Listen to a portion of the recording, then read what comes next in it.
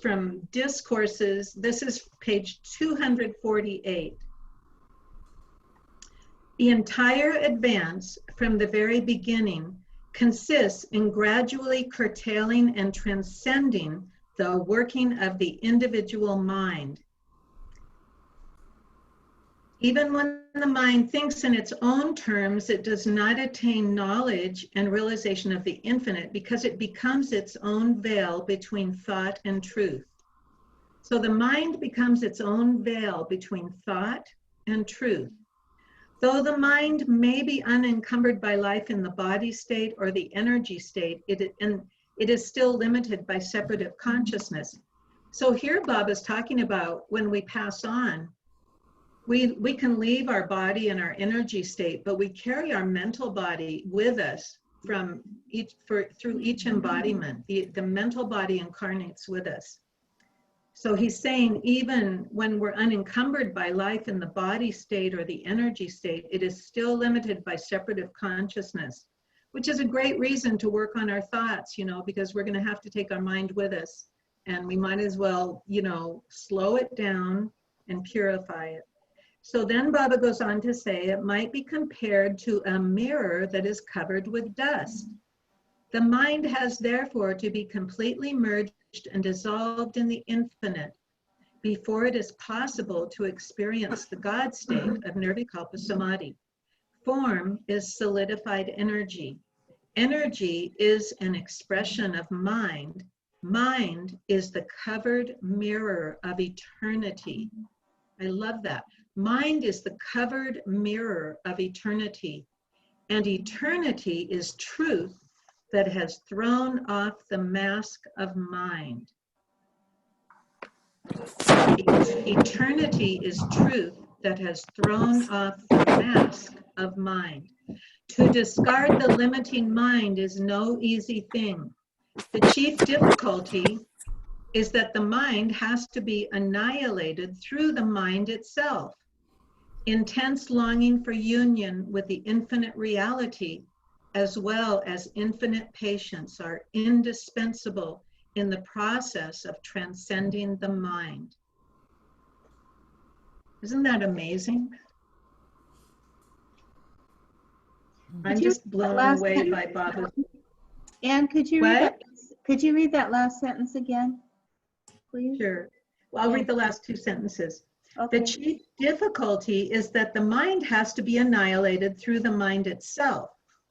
And what I have found from doing this work for many years now is that I notice that my mind isn't as active as it used to be. And so I think that you can progressively slow down your mind. And then hopefully Baba will just come and annihilate it at some point. And then he says, intense longing for union with the infinite reality, as well as infinite patience, are indispensable in the process of transcending the mind. So what comes up for me in this one is the real importance of learning to disidentify from our thoughts. I've said it several times. That's actually the most important thing that we're doing here. We're learning to disidentify from our thoughts. People generally think they are their thoughts. There's no separation. But when you can start learning to witness your thoughts and questioning them, then everything starts slowing down, and there's a more spacious awareness that arises. So does anybody have any thoughts they'd like to share from that quote of Baba? Okay.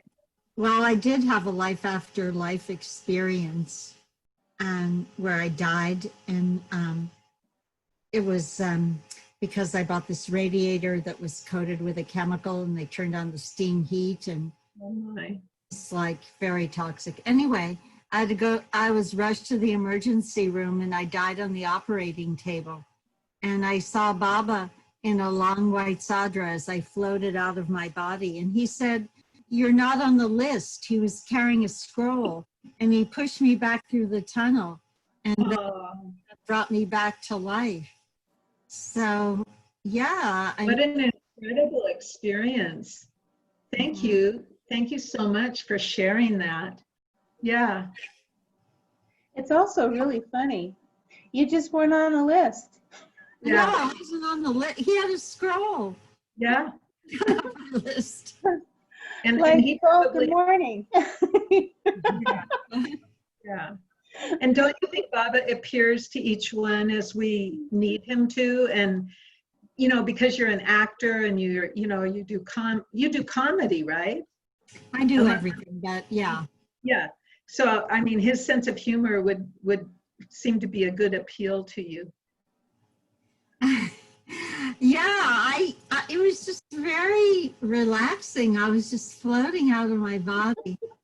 I mean, it's all in his hands, you know. It's like we don't even have to worry about when we're going to go. We're just going to go when it's time to go, and it's just going to be, you know, putting on another body, another cloak, and we're going to take the mental body with us that we have, which inspires me to keep trying to refine it and purify it.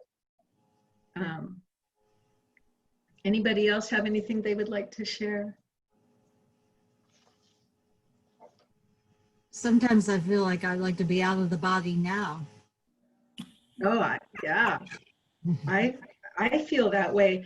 I mean, my body's getting old and I have aches and pains, and sometimes I'm just like, oh, it's just kind of extra baggage, but I'm pretty sure I'm going to live a long time. So It's not because of that for me. It's just that the situation in the country and the virus and the riots. And well, the good thing is, think of all the sanskaras that are being taken. I mean, Baba stirs the pot just to help us get rid of all of our sanskaras, and especially through these difficult times, you know, notice stressful thoughts and then just take them to inquiry, because you really do have the tools now.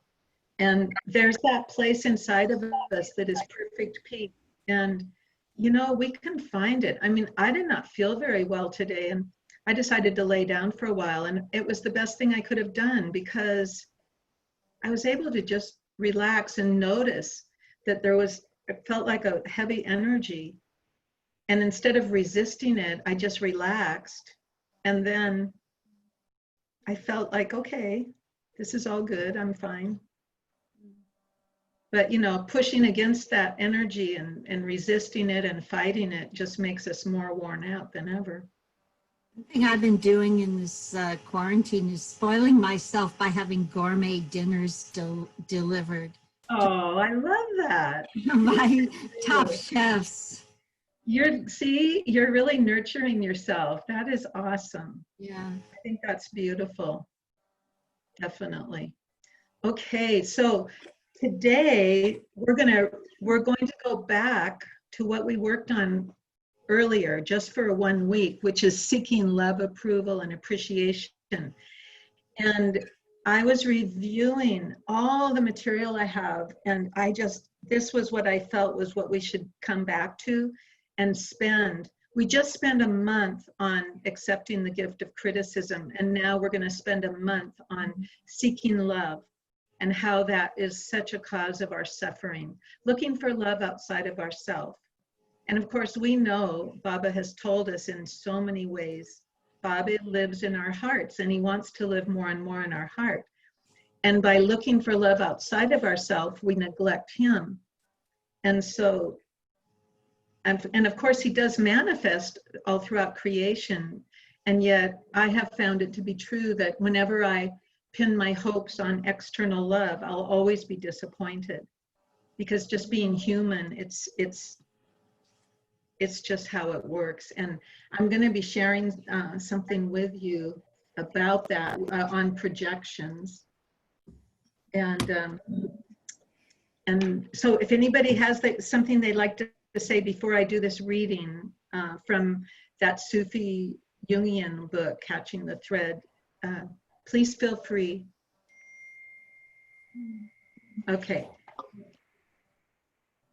So, as you know, I recognize that the inquiry method of Byron Katie is absolutely explained by Jungian psychology. You know, Baba says, when the unconscious becomes fully conscious, then we realize God. The unconscious has to become fully conscious.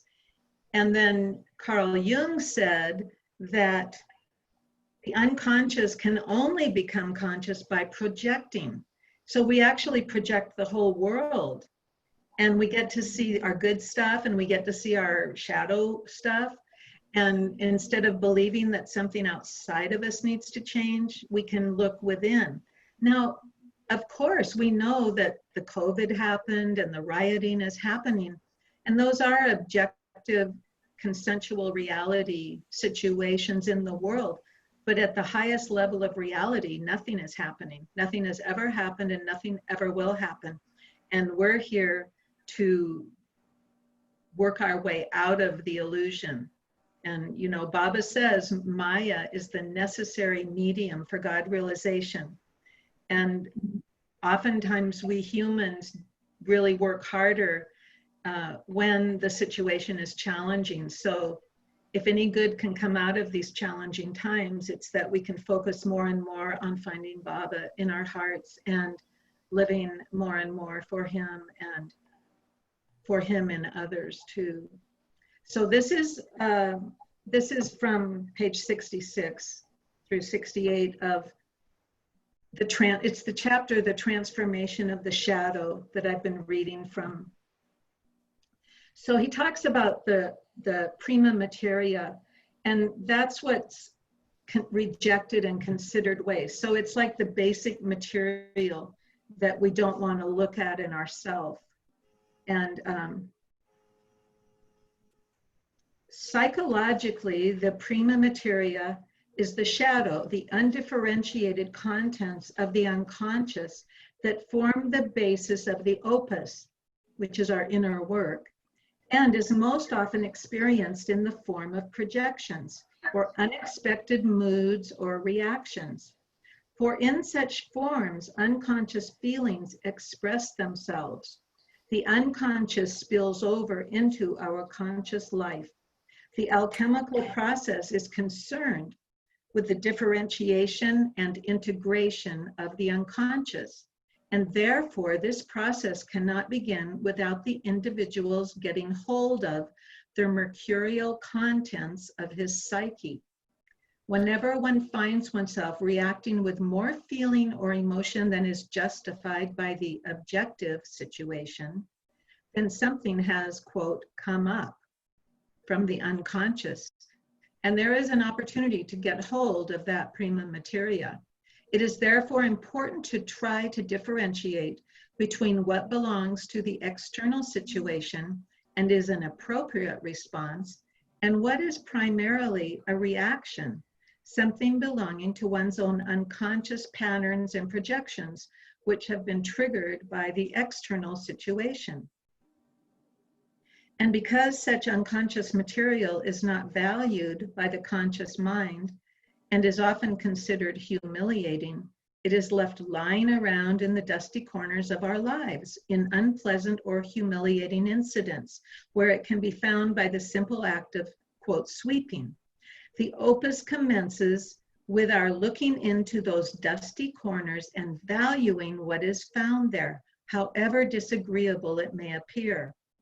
The very act of taking notice of one's moods or reactions and trying to understand their source allows consciousness to begin to grasp and thus work with the unconscious. For most people today, the alchemical workshop is in the field of personal relationships. While the alchemists projected their unconscious into the mysterious processes of chemistry, we project our psychic contents most easily onto our relationships. Personal relationships form the groundwork for most psychological inner work, for it is here that we appear to have least conscious control of ourselves and where the unconscious finds the greatest room for expression. In fact, many personal relationships are wrecked by the explosions of the unconscious. Within our society, the nuclear family and the importance attached to romantic love have placed immense pressure on personal relationships, with the result that they are often the battleground of the unconscious. Yet this battleground can become a workshop for the transmutation of the human being. For it is in the feelings we project onto our relationships that we have the most direct access to the unconscious. And I'm just reminded, just yesterday, I got really crabby with my husband because he was going to stain our deck, and he was going to do it early in the morning before it got hot, and he just kept putting it off. And I was nagging him, and I actually then caught myself and witnessed what's really running inside of me. You know, it's just like in this book, what I read, it's not really appropriate to what's happening in the world, in the objective world. You know, he's perfectly, you know, if he wants to work in the hot sun, I shouldn't worry about it. And so I thought about it, and I thought, you know, that it's fear of something going wrong. I know I have a tendency to want to control things, and it's something I've really worked at and I've let go of a lot, but it's still, the vestiges are there, and it comes right out of my unconscious, just wanting things to be, you know, a certain way, wanting to have a certain order. If he said he was going to do it early, then he should do it early. So does anybody else have any observations about what I just read? Well, for me, it's getting mad at inanimate objects that fall on the floor and calling them four-letter words. I mean, it just like flies out of my mouth, and it's like, you know, a bagel will fall on the floor, and I'm like, you motherfucker. And I just like, where did that come from? It's a bagel that fell on the floor. Why are you getting so upset? Well, I can totally relate. Yeah, I bet other people here can too. It's just like the unconscious, you know. And I've got some more excerpts to read in future classes that really help us pinpoint what that is, and how we really do get to work with it, and that we also want to keep our instincts intact. So but we can refine that instinctual energy, and just by becoming more conscious of these things is really helpful. Can you say where you read that from, that last part, please? Yes, this is from Catching the Thread. It's Llewellyn Von Lee's. Oh, I thought it was Baba. No, and it's page 66 to 68. The reason I like this man, Von Lee, is because he's a real Sufi, like in the truest sense of the word. And I can tell he's already in the inner realm. Like, he has worked through so much. And the book, the subtitle is Sufism, Dream Work, and Jungian Psychology. So he explains the inner path through those different modalities. And I always remember how Baba said, and I've read the quote where Baba says in the discourses that the day will come when people will come forth to shed more light on these inner processes that are really going to help us. And I do truly feel that day has come. There are many pure souls who are sharing ways to work with our shadow and transform it in a very, you know, I mean, this guy is completely spiritually attuned in my experience. And what's his name again?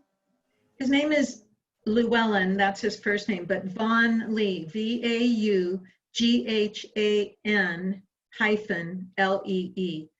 Okay. And I've read several of his books, and I just get inspired because, you know, my work is in the psychological realm, so that's where I'm naturally gravitate to.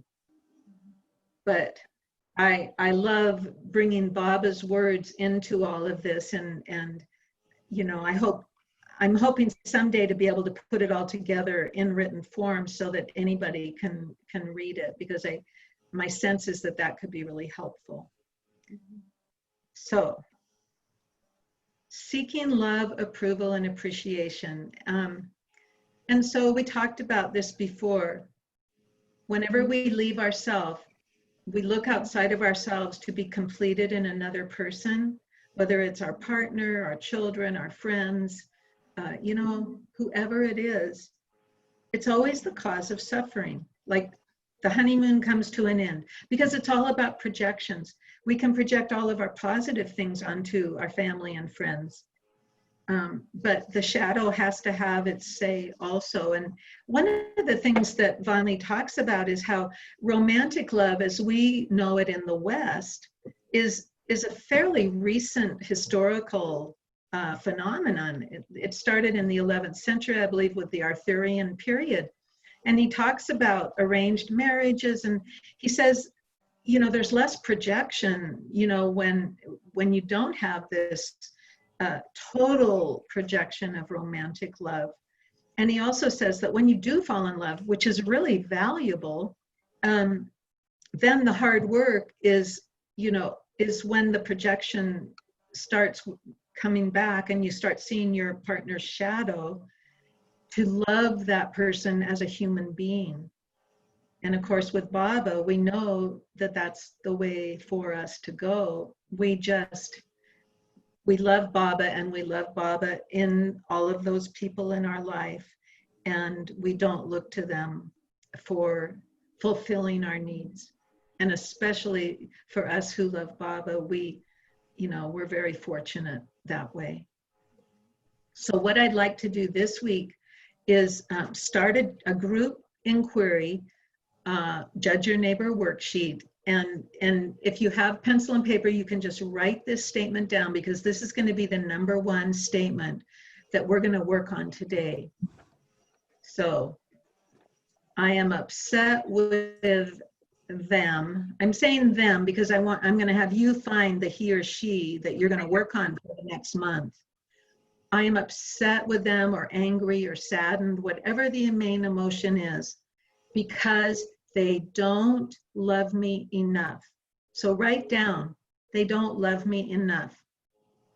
And I want you to find that situation and trust the image that arises. It doesn't matter who it is. It can be a work partner, it can be a spouse, a child, a friend, an enemy. Can it be someone who's no longer living? You said present. Yes. Absolutely, it works. I'm telling you, nobody's dead. Everybody's still alive, in or out of the body. I mean, I did the work on my parents quite a bit, and I've done the work on Baba, and you know, he's out of the body, and of course, he's more alive than ever. So absolutely, trust whoever arises for you, and write down, he or she doesn't love me enough. But as we go through the inquiry, I'm going to say, they don't love me enough. And then you're going to stay in your situation. So I just want to give you a moment to find your situation. You were going to find the person, and then you're going to find a particular example. There has to be something that triggered you that you can refer back to. And I think I even mentioned this in the last few sessions. I actually did the work on my husband not loving me enough because he wouldn't move to Myrtle Beach. And I was resisting doing the work on it. I was just not even identifying the thought, but I carried it around feeling a little victimized for a while, sorry for myself. And then one morning when I was up really early, Baba came to me and said, he doesn't love you enough, is it true? And I went through the whole inquiry. So I'm telling you, this stuff is just, it changed everything for me. As soon as we get to release ourselves from the role of being victim, the way opens up, this vaster, spacious awareness comes up, and we find ways to give ourselves the love that we wanted from another, whatever it is we need from someone else. And this is going to be our umbrella statement for the month.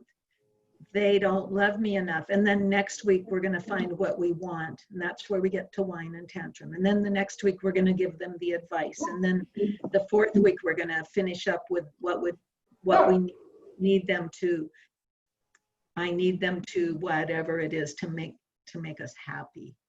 So this is going to be a deep inquiry, and so really make sure you find one that triggers you, that you know you still haven't resolved. He or she doesn't love me enough. So I want to know if everybody's found their situation and their person. And if you haven't, please speak up and I'll just wait, because I need everybody to get on the train together.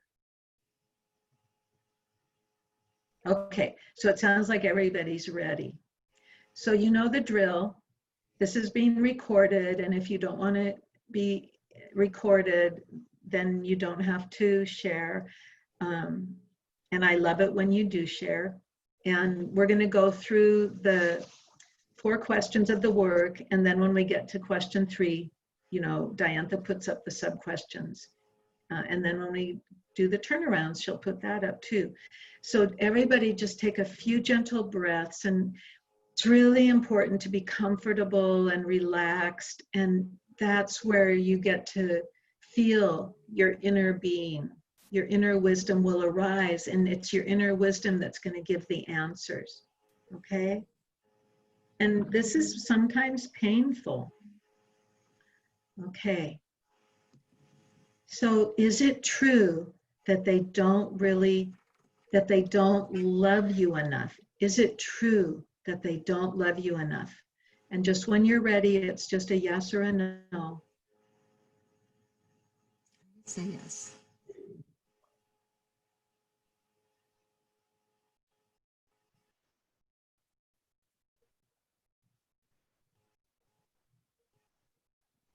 Has everybody found their answer? So now I'm going to ask you the second question. And on this one, I don't want you to answer it until you've contemplated it for a full minute. Okay? So if you said yes, then you're going to ponder this next statement. And if you said no, then you can just wait. Can you absolutely know that it's true that they don't love you enough? Just sit with it.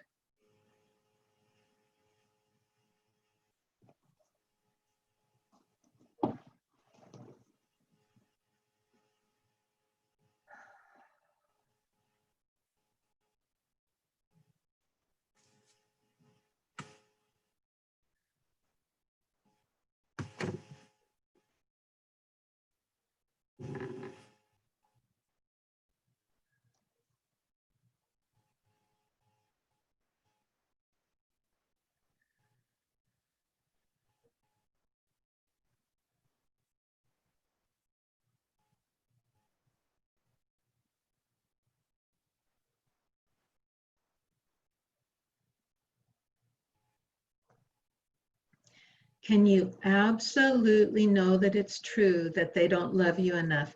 Please unmute yourselves and just give your yes or no. I would say yes. Thank you. No. There's never a wrong answer. Yes. This is deep work. Okay. No. So, thank you, Cliff. No. Thank you. No. No. So I don't know would be no. I can't absolutely know that.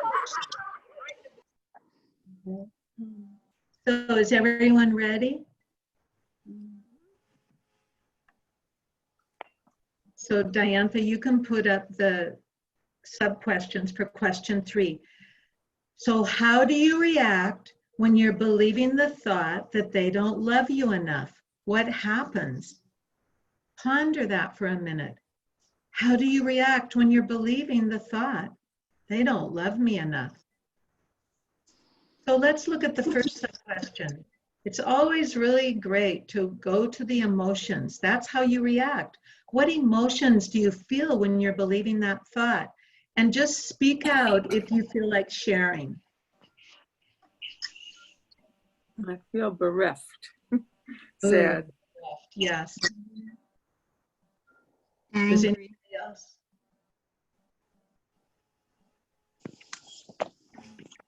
Disillusioned.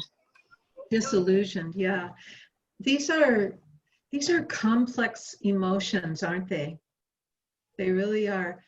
Would anyone be willing to volunteer to go into the emotion and have me facilitate you through it in your body? I will. Tina? Yeah. Oh, thank you, dear. So what is your emotion? I feel anger. Okay. So the first thing then we do is, you see the second sub-question, where do you feel that in your body? Where do you feel the anger? And this is, I cannot stress how important it is to learn to locate where you feel it in your body, because we're so used to repressing our negative emotions and feelings that we just get blocked and we're numb.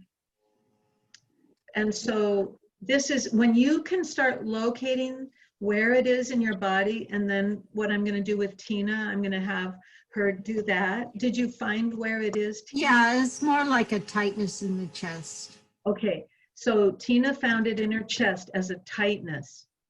And I want everybody to find that emotion, that bereftness, that all of those poignant, painful, sad feelings. Because when we can sit with those feelings, we can actually release the pain. And then we become more of a clear channel for God's energy to just flow through us. We have to feel the pain, our pain and the pain of the world, but we don't have to hang on to it. But this is what makes us become more compassionate human beings. So Tina feels the anger in her chest area. So I want you to get really close and describe the sensations. You said tightness, right? Mm-hmm. See if you can go in even more and notice, what else do you notice in your heart area, in your chest area? Describe the tightness. It's like a heaviness and like a burning. Okay. Like a fire. Yeah. And of course, we know with Baba that that's actually a beautiful thing. When you have burning, you are burning those shadows in your heart. And the path of love is not for the faint of heart, and we all have to suffer on it. And, you know, just notice if there's burning, that you are burning those sanskaras, and that's a wonderful thing.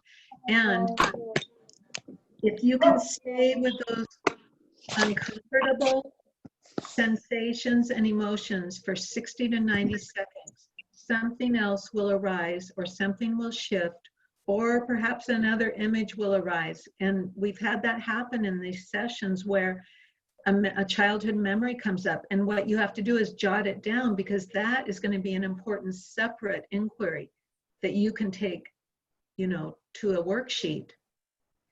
So Tina and everyone, we're going to stay in the witness mode.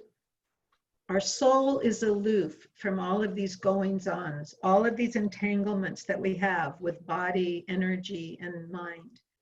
The soul always stays aloof, and we're going to go to that place of the witness, and we're going to observe those uncomfortable sensations and emotions with compassion, and we're going to trust that we're in this process of releasing, and something will shift.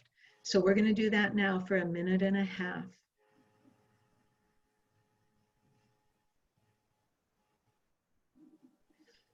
Gentle breathing.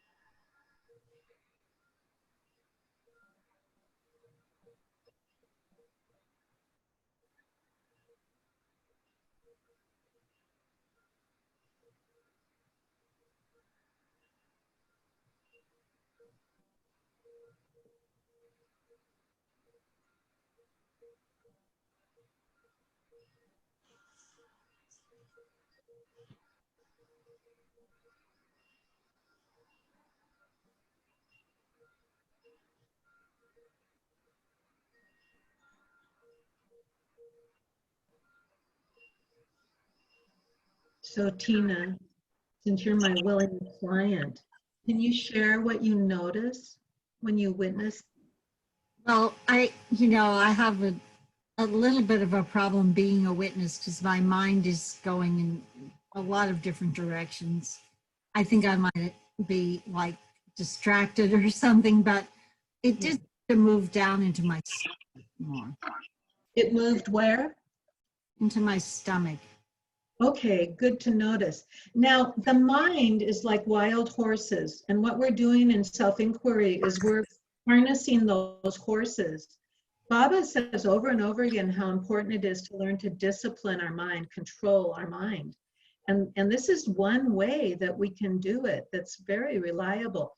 So Tina and everyone, when you're in that 60 to 90 seconds, every time you get distracted, keep pulling it back. Willfully pull it back, because you're going to change the pattern and it will get easier. And it is hard work. And that's why Katie says it's called the work, because it's hard work. But the dividends are incomparable. And it gives you a lot of peace of mind once you learn to control. Bring it back. Bring it back. Okay? So you notice that the energy you notice something in your stomach area? Mm-hmm. And can you describe what it felt like there? Well, it's the same feeling. It just moved down. It's So like it's tight. tight Okay. and burning and Yeah. And so if I was working in a session, a one-on-one session, I would probably continue on with the client if they were willing and it felt like they had the energy to continue with it. And as I've said before, this is something you can do on your own. I know it really helps to do it in a group, and we will keep doing it as a group. But if you really want to move through some of this work, sit with it for just 60 to 90 seconds. You're not trying to change the energy, you're just witnessing it. And it's like, that's what that energy wants. It just wants to be acknowledged.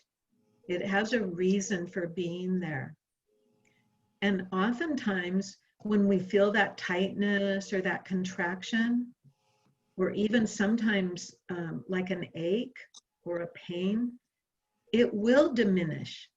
Or sometimes a childhood memory will arise that we need to note down and then attend to that later. Would anybody like to share their experience before we move on? Just speak up if you'd like to share. Well, Hi, Lenita. hi. What happened for you? Well, the first question is that I'm upset because what goes again? Oh, the first one was they don't love me enough. Yeah. What do I feel? Yes. Oh, that's related to my parents. You know, both of my parents. Yes. And I feel that in a very young age, that sense of being abandoned emotionally.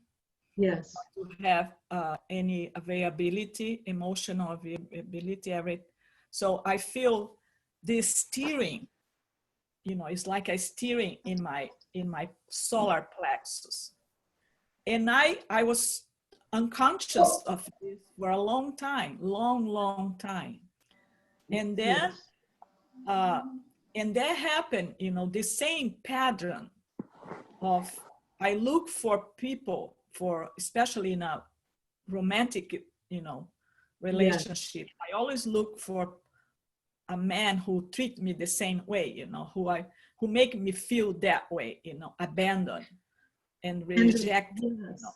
Yes. And just recently, I mean, yes. I realized I felt that, you know, with this particular person, and that. And that came back, you know, it all came back. Yes. And it feels to me like he took the scabs off my wounds so I could see, and it was bleeding and was very, very painful. And And that's every actually why you were drawn to him.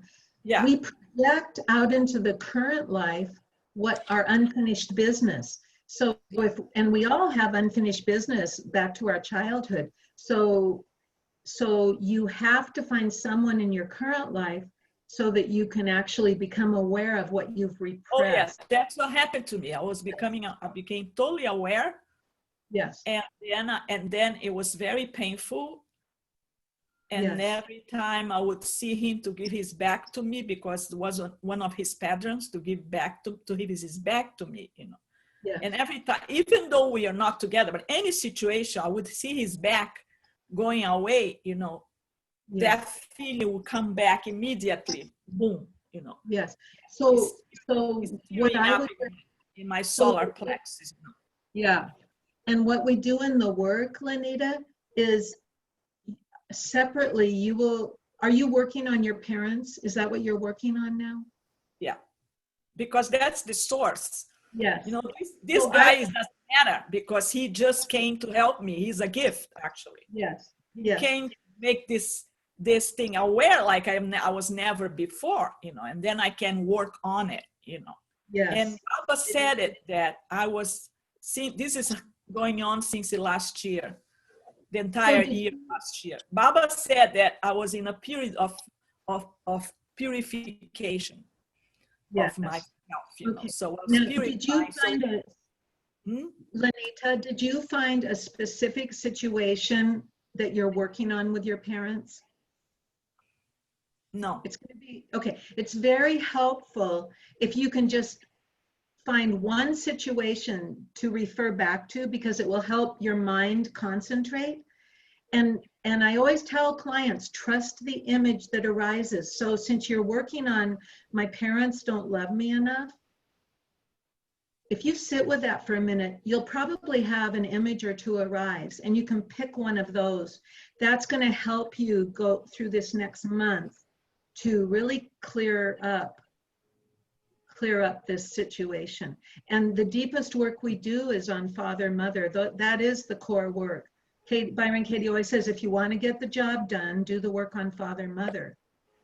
Because the people in our current life reflect whatever, because as children, we don't have the skills and the awareness of how to take care of ourselves. We look to our parents as God. We all do. It's human nature. And we come to the place at some point where we actually can let our parents off the hook because they're just human. And then we reparent ourselves. We give ourselves what our parents couldn't give us because they just can't. They can't do it. You know, we all have a different story, but ultimately it's the same story. And the beauty of this whole evolutionary process is that it forces us to hang on to Baba's Daman with both hands, because ultimately no human being is ever going to give us what we need. But we can find a lot of healing in reparenting ourselves. And then we can attract your relationships too. I was using my father, and he was physically abusive. Yes. And he threw things at me, and he hit me, and he did all kinds of bad things. Yes. Yes. And I remember and I might have said this before, because I said we don't take statements of fact to inquiry. So the example is, I'm upset with my father because he hit me. But you can't take a statement of fact to inquiry. So then we say, and that means, and then in this situation, it meant he doesn't love me. And Right. you will ultimately come to the place where you will have nothing but compassion for your father, because we can just never know what all the hells we've gone through. Everybody's gone through so many challenges, and we just let the parent off the hook and give ourselves what we wanted the parent to give us. And it's very deep work. It's painful work. And, you know, many, many tears are shed along the way. And that is a very healing thing. This is you know, we talk about evolution and involution, and I really see this process as the unwinding. We've been winding and winding forever, and now we just want to unwind and return home, you know, to our true home. And so it's not easy, but it does get better and better. I can definitely say that from my own experience. So thank you very much, Lenita, for sharing that. That's a really. I just wanna say that because you said getting better and better. You know, I'm much better now. You know, after Yeah, so you've already realized a lot. a year and a half that I've been working on this. You know, and I'm a healer also. Yeah. I mean, energy healer he's helping me. You know, we have sessions all the time, and we talk. And she works on me, and then I'm doing other things on my own also, you know. Yeah. To help me. So I'm getting better, you know. I mean, I feel like, you know, our baby steps, but our steps. That's what my healer said. When I say to her, I feel that I'm stuck. She said, no, you're not stuck. Every time we see each other, she said, no, you're not stuck. You are moving. You are moving, even though sometimes you think you are not, but you are. So I have a couple. That's a really important point, because we don't want to rush ourselves one step at a time, and we have to be gentle with ourselves. And I just wanted to add that when this particular self-inquiry becomes automatic, you will notice when you get triggered in any situation, your mind will automatically go, is it true? And you'll be able to resolve it like internally. You don't have to do, you know, it just becomes really natural. And so it just takes practice, like anything that's worthwhile. So let's move on to the next sub-question. And I think we'll do, where and at what age did that thought first occur to you that they don't love me enough? Sometimes, and a lot of you have found it from a young age, but just notice maybe your earliest memory when you actually had that thought, they don't love me enough. And just notice.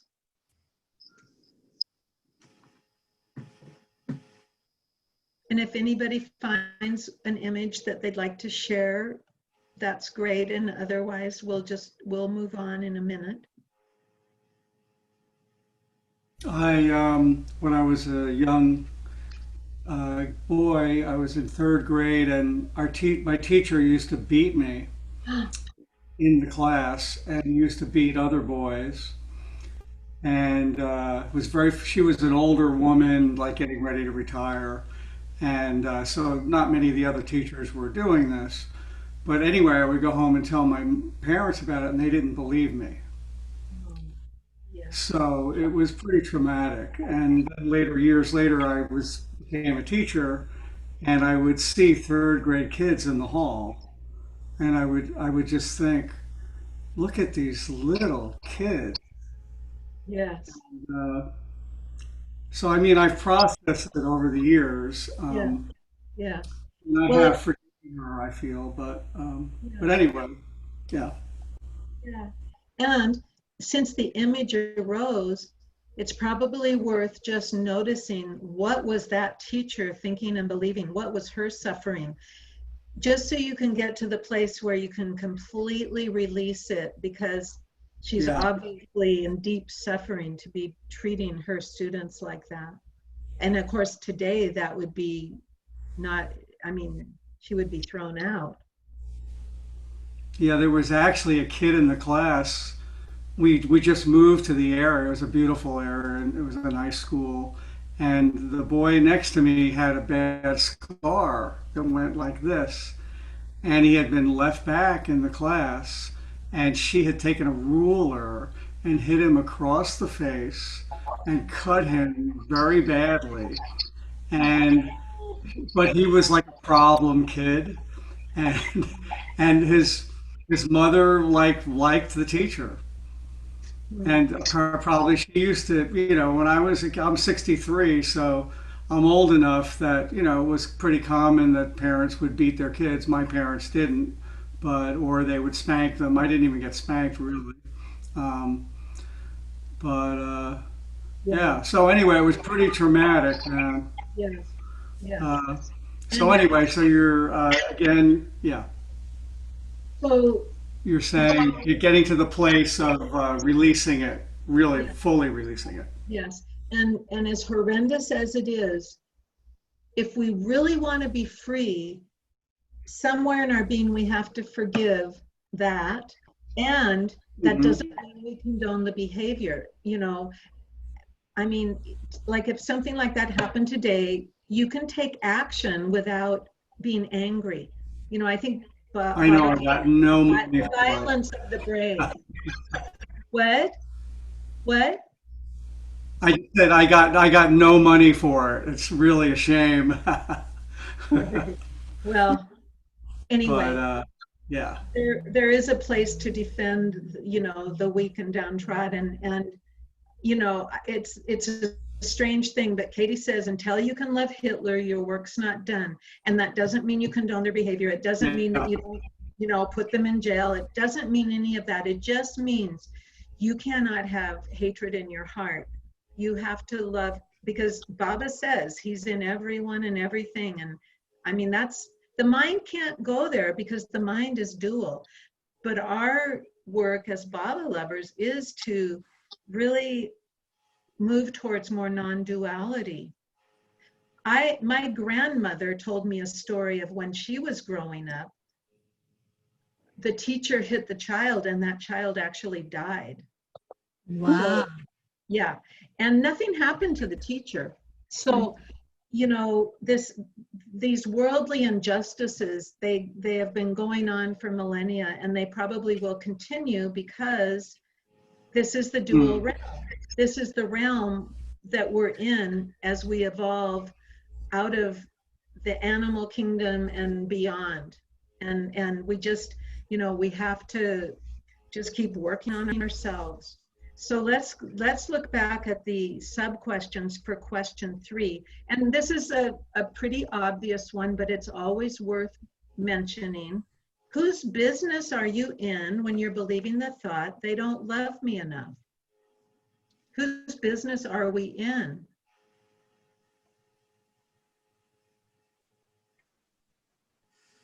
Do you remember the 3 I kinds don't of? understand this question. Well, it's because we did a session on the 3 kinds of business, and you don't need to put it up, Diantha, but there's my business, there's your business, and there's God's business. And in the work, we say that every time you go out of your own business, you suffer. So when we go into other people's business, we suffer, and we do it all the time, but it is a cause of suffering. And Baba says our only business is to love him. So that's what our business is. And of course, as children, of course we're believing they don't love me enough. I mean, I was believing it last winter, that my husband didn't love me enough. I mean, this Maya this is how we realize God. We have to get through this. We have to deal with our stuff, and we're all in it. And so just notice you're in their business when you're believing they don't love you enough. So now we're going to go back and I'm going to ask you, how do you treat them when you're believing the thought that they don't love you enough? Take a minute and be very still and just notice. It's not an easy question to find the answer to. How do you treat them, even if only in your mind, when you're believing the thought, they don't love me enough? Just ponder that. And then after a moment, just share what you find if you would like. Well, for me, with my father, I talk back to him. And Say that again. What happened? I would talk back to him. Okay. So you talk back to him. He didn't like it. He was in the military and he wanted people to respect him and obey him. He was strict. And he got somebody who was the polar opposite of him. Yes. And today we know that a lot of military, people who have been in the military actually have PTSD, but it was probably undiagnosed in those days. Yeah. And that's another opening to just have compassion. So Tina noticed that she treated her dad by talking back to him. Okay. Who else notices, how do you treat that person when you're believing the thought, they don't love me enough? I noticed with my husband when I was believing the thought, I think I was just kind of, how can I describe it? I think I was just walking around, just being kind of moody towards him, not interacting with him so much because I was believing that he didn't love me enough. Anybody else notice how you treat that person? Yeah, that's for me the same thing, and impatient really in my own mind, not letting it be a happy, not finding the happiness in the situation, just Yes. looking at negative things and Yes. overemphasizing them in my own mind. And that's how the mind works. It's that interpreter in the left hemisphere of the brain. It just keeps spinning its negative story. And this happens to all of us. And I've said this before, it's because it's a familiar story and it gives us some perverse sense of security to just have our story, even if it's negative. And so that's why we really have to learn to disidentify from our thoughts and look at them much more from the witness mode, because otherwise they run our lives and make us miserable. Does anybody else have something they'd like to share about how they treat that person when they're believing? I leave or I shut down. Okay. And let them, don't communicate. Yes. Don't. Or I Yes, get angry. I get not nice too. Yes. Yeah. I would do anything to get their love, I would do anything to make them love me. Even turning to somebody else, Oh, thank you for sharing that. That is a person that you want me to be. Yes. Even if it was not me, but they want me to be like that, You would do stupid, anything. Ignorant or whatever it was. In my house, it was more like a stupid, not very intelligent, because they didn't believe I was intelligent enough. So I would turn into a stupid girl, to make them happy. The things we do for love, right? I mean, we've all done things we regret, I'm sure. So now the question is, and this one's even harder in my experience to answer. How do you, and you had just answered it, Lenita, but everybody else, how do you treat yourself when you're believing the thought, they don't love me enough? I mean, Lenita, you basically said, I give myself up. I leave myself, So everybody notice when you're believing the thought, they don't love me enough. How do you treat yourself?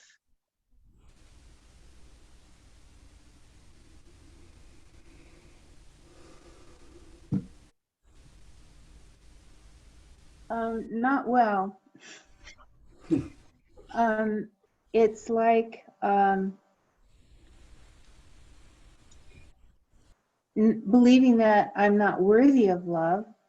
Yes. I mean, it's really like a core belief. Like when I was a child, oh honey, I don't know what's wrong with you. I believed that God didn't like me or love me, and I didn't think anybody else did either. Well, isn't that beautiful that Baba came and got you? He did come and get me. He saved me, literally. That's so beautiful. Yeah, he literally saved me. Yeah. Because, and I can totally relate. It's a universal belief that we work on a lot in the work, that I'm unworthy. I mean, that was a big one for me. I'm unworthy. And we can find all kinds of reasons why we're unworthy. And it can be really helpful to make a list of all the things that you're worthy. But the truth is we're worthy just because we exist. We're God's creation. And there's no other reason that we need to know that we are loved and we are love, because God put that spark of love in us, and that's our true self. So does anybody else want to share? it's hard to feel that sometimes. So, and It's very hard. yeah. Sometimes what I do is comfort myself, like with food that I know I shouldn't or don't really want to eat. Oh, I know all about that. Yeah. And it's okay. It's okay. Sometimes that's what we need to do. And we can also add to our list of things we do to just take time to feel the pain and to nurture ourselves just with attention. And I'm not saying there's not a place for eating comfort food, because in my experience there is.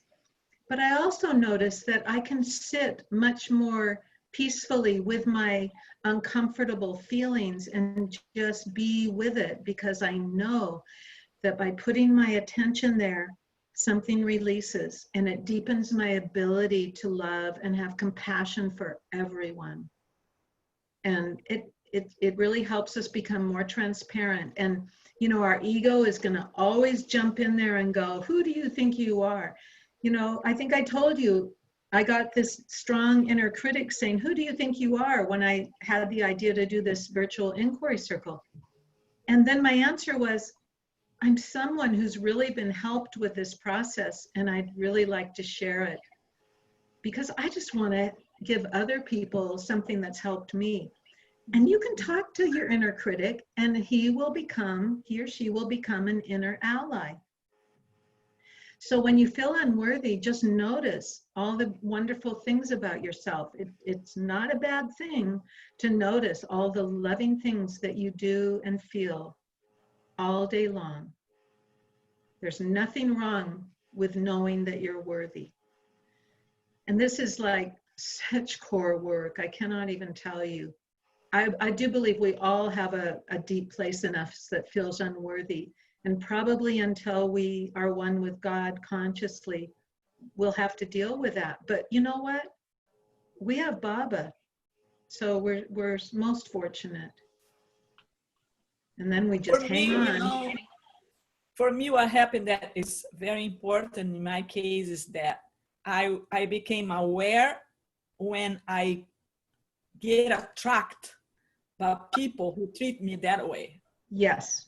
So yes. That's the main thing for me, stop chasing or being or attract right. for, people who are, yes. who make me this pattern come back on me. Yes. Yes. Just well, really, if I'm aware, at least if I'm aware of this, I can stop, Awareness is a huge step.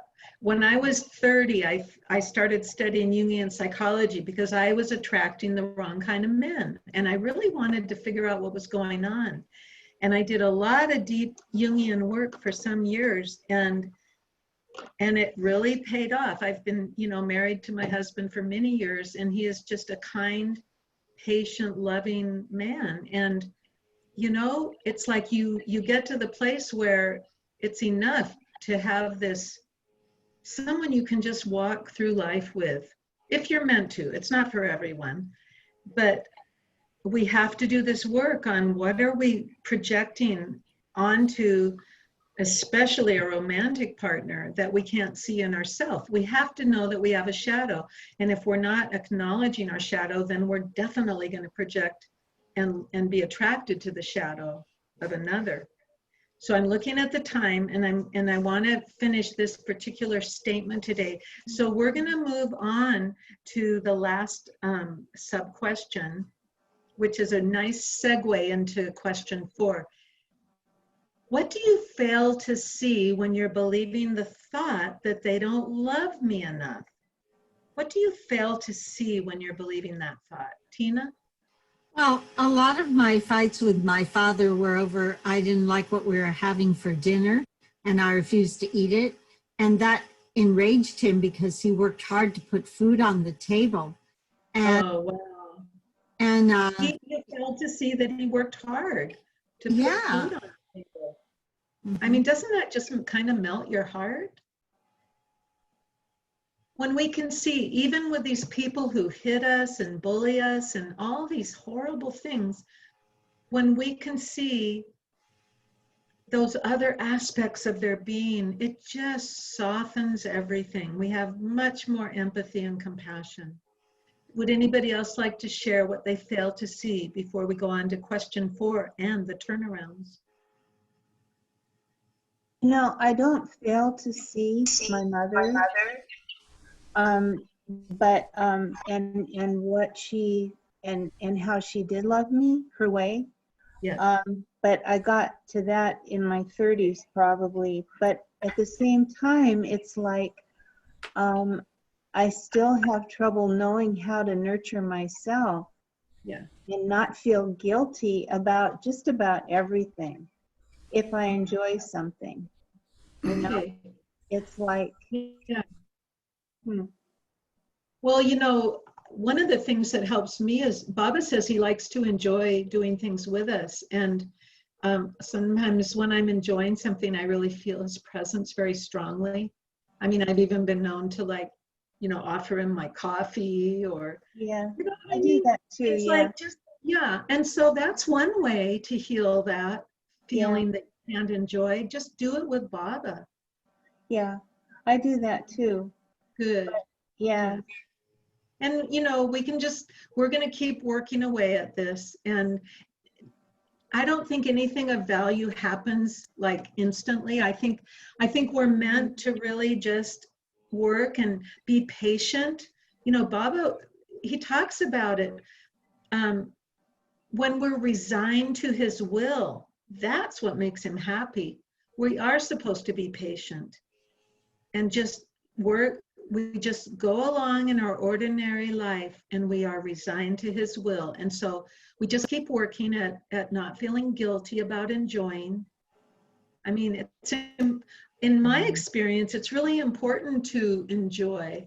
It makes my heart open. It makes me love Baba more. You know, think about, and just, you know, just consider it, Paula. Even the fact that you're noticing this is going to just support you in being able to allow yourself to enjoy. mm-hmm.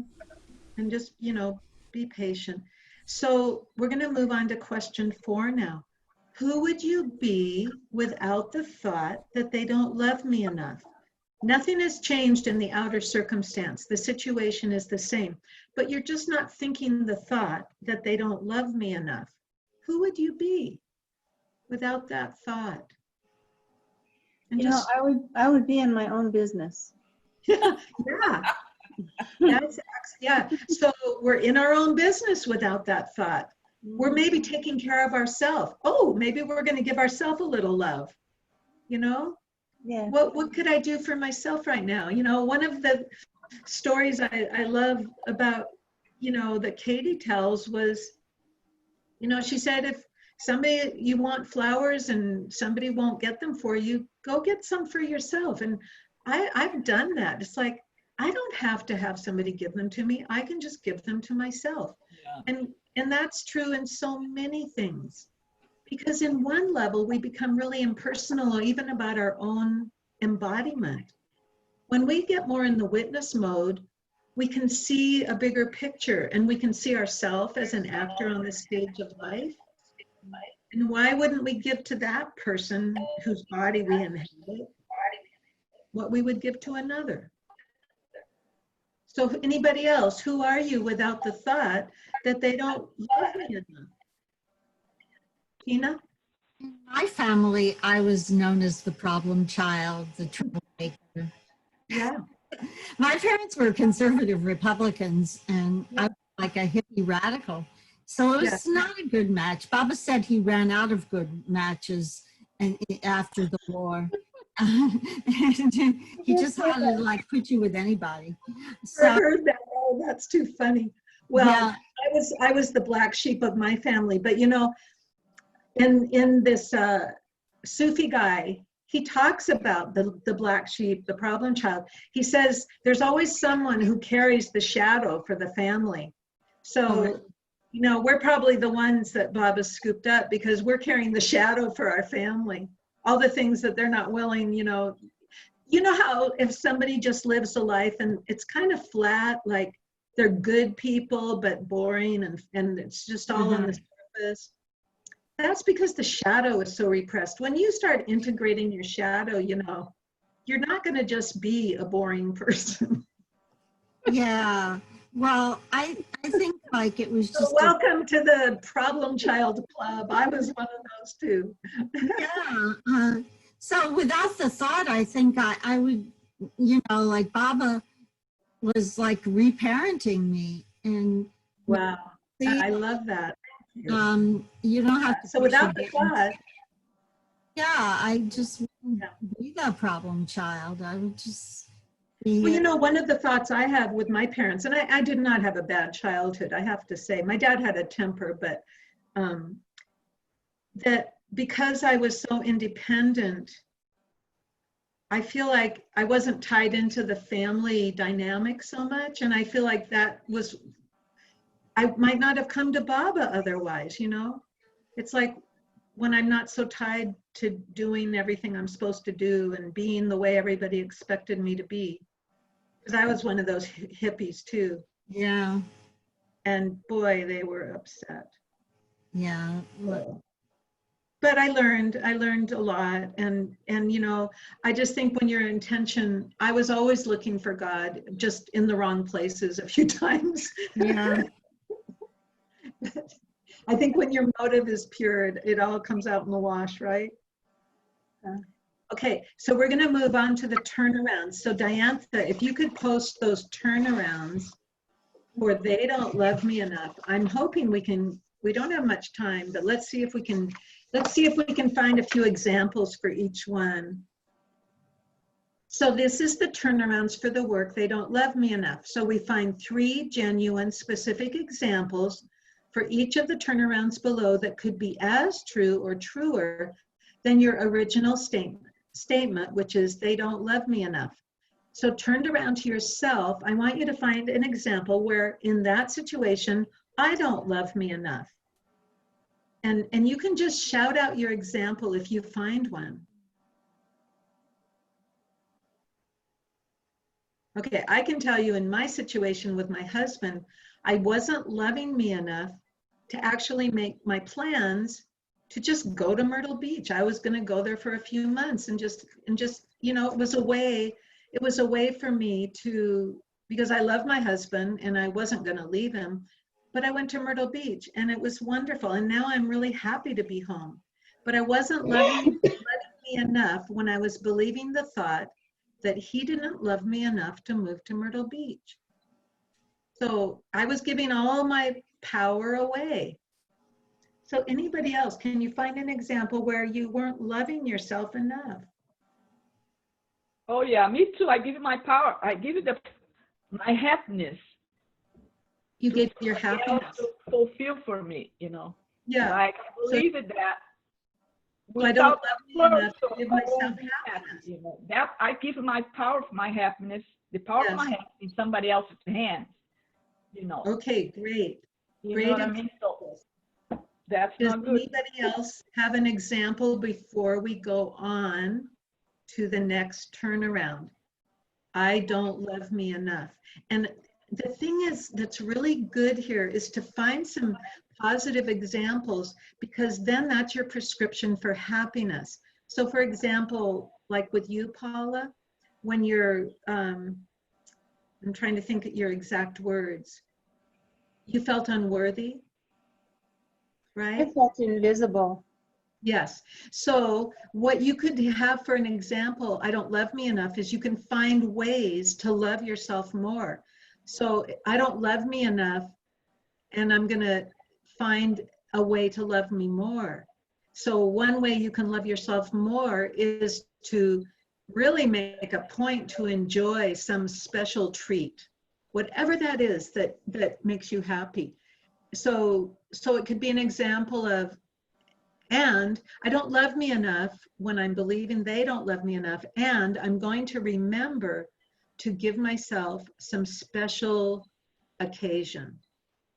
So this is where you find your prescription for happiness. And then you could also say, I don't love me enough when I feel unworthy to enjoy, let's say, a special treat. So then you know, you have to do that for yourself. You have to give yourself a special treat very consciously because you need to love yourself more. Is that clear? Well, I do it. Yeah, I do it, but I do it kind of on the sly. Like, Baba, okay, I really want to watch this show. Will you watch it with me? Yes. Make it, Yeah. that kind of thing. And there are some big things I've done in my life that were really, really hard, and it was about loving me enough. It was really hard decisions that I made. One was recent, and I did it anyway, and it was good for me, and it was good for everybody else, but it's still hard. Yeah.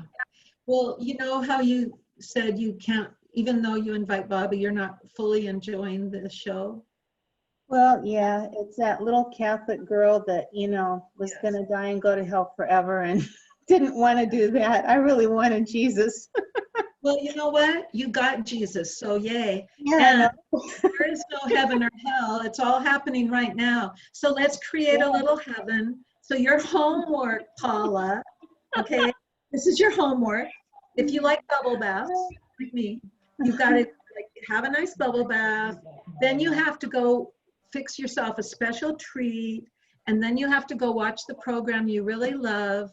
And you invite Baba and you talk to him. And you just work at relaxing and enjoying, because honestly, it's just going to open something up for you that Baba wants. He wants all of us to enjoy your love even more. And when you can love yourself, you're able to love all of us more. So, okay. I mean, I'm being slightly facetious, but honestly, I do give homework to my clients. Oh, no, I got it. You got it? Your duty is to have fun. All right? It just, and it helps Baba in his work. He wants us to be cheerful. Even if we're not feeling it, he wants us to look cheerful. But I mean, we're asking you to be really cheerful. Like, just have a good time. Maybe make a bouquet of your favorite flowers. Fragrance is a powerful way to feel good. Yes. I mean, sometimes I get stuck in my head, and then I go out to my garden and I get busy weeding, and I'm like, oh my gosh, this is the best therapy in the universe. Just being in my garden. All right. For me, it was to go to India in December. That is the treat, because I got so much love from Baba. Baba kept my heart open, and I was like sobbing the entire month that I was there. I felt the sweetness and the love of Baba so much that that did it for me. I didn't even have to give me flowers. Baba gave me all the flowers. That's really loving yourself. That's beautiful. So everybody has to find what works for them, okay? It's really important. It's different for everyone. How can you love yourself? So now we're going to do the turnaround to the other. I don't love them enough. So in this situation, find an example. Now, for instance, Tina already gave an example that she noticed. What she failed to see was that her father worked so hard to put food on the table. So that would be an example for Tina. I wasn't loving my dad enough when I forgot how hard he worked to get this food on the table. So everybody find a specific, authentic example of where I don't love them enough. And believe me, this is not easy, but this is the neuroscience where you're developing neural pathways into the right hemisphere of your brain to see a bigger picture of life. Where am I not loving them enough? No, Oswald, no.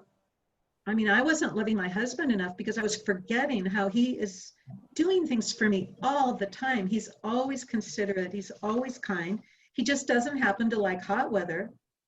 He loves where we live, and he's not a Baba lover. So of course he didn't want to move to Myrtle Beach.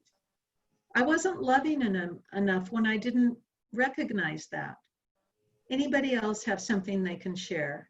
I don't love them enough.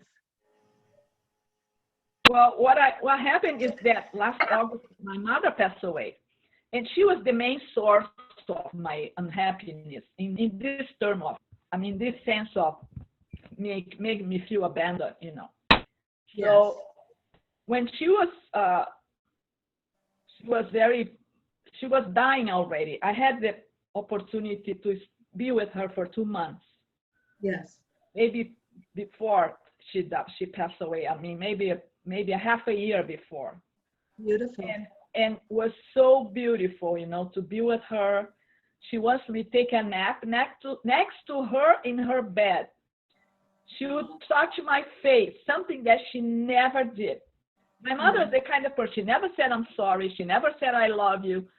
Yeah. Everything I did was not good enough. Yeah. And now she turned into this mellow that she would touch my face. She would say, I love you. We'd sleep together for naps in the afternoon. You know, I would bring her cakes and cookies, and she would appreciate that. So I had that, you know, turn around thing with her, you know, that was very sweet. Yes. And then I guess I forgave her because she asked me for forgiveness. Yeah. After she passed away, she asked me. And it's always true. There's always a reason.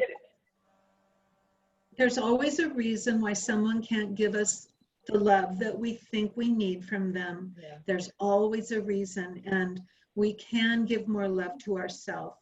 And of course, we have Baba, so, you know, he loves us more than we will ever know. So we need to quickly go to the turnaround to the opposite. They do love me enough. And Lenita was just sharing many, many examples of how her mom was able to love her enough at the end. But can somebody else share an example of, in your situation, Tina, they do love you enough? Well, I think my father was loving me in his way by earning a lot of money, but it wasn't the way I wanted him to love me. He never said it, but him loving me was putting food on the table. Yes, beautiful. Thank you so much. Okay. You know, something a really good psychologist, he was wonderful, said to me once was, you know, it wasn't my fault, and it wasn't my mother's fault. It was no one's fault. My mom just didn't have what I needed. She didn't have it, so she couldn't give me what she didn't have. Right. And she did give me everything that she did have, she did give. Yes. She gave incredible things. The way she took care of us, it was against her nature to be a mother, I think. She needed to be a classical pianist, she needed to be a scientist, and she was, you know, there's a lot to her life that I understand. And because I understand it, it's like, so kind of what I was doing was I already got there. I already had the turnaround. I've had it for a long time, but it was like trying to sit with the way I felt in it as a child and honor that and then let that go. That's the hard part, to let it go and not let it poison, you know, be toxic in my life now. Yes. That's what I'm trying to do. But it wasn't her fault, you know, and it wasn't my fault. Yes. It was, you know, and it's personalities. Thank you. That is such a wise and nuanced expression. And I can find that with my mother too. You know, our parents, they're just these human beings, and some of us have to have children, and, you know, we just do the best we can, and you know, our children always pretty much think, you know, that we didn't do the best job, but it's just the way it is. Even Bala said that about Shireen.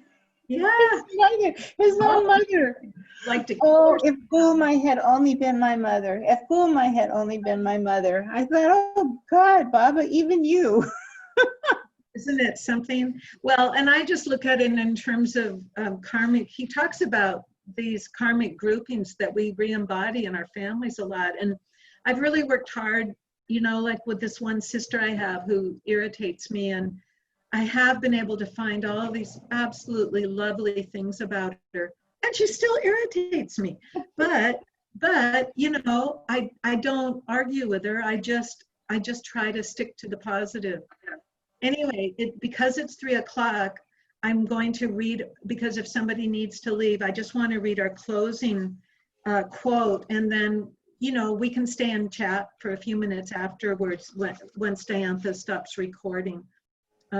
So today I'm going to read to you from Glimpses of the God-Man by Bal Natu.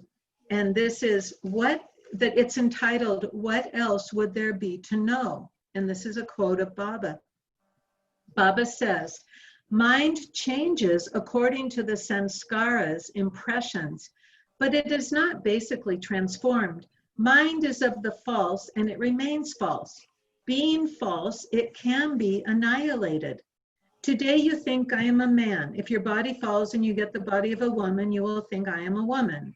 This I of being a man or woman is false, and it continues to think so till there is real transformation. Mind is never transformed. Ego is transformed only once. Ego is of the real, and it shall ever remain real. By ego, I mean your very being, with a capital B, as astitva. Ego by itself is not false. Mind makes one think so. Mind creates worlds, delusions, and illusions, yet it is never one in itself. Ego, as witness consciousness, is always one in itself. The real ego that each of us has is apparently bound up by the mind and makes the real ego think of itself as false. Mind makes you think birth and death, happiness and misery are real, and nothing can be more false than this. You are never born, but mind gives the impression, I am this, I am that, this is my wife, this is my child, etc. Mind always keeps you in a tap dance. If you know that you and your wife and your children are all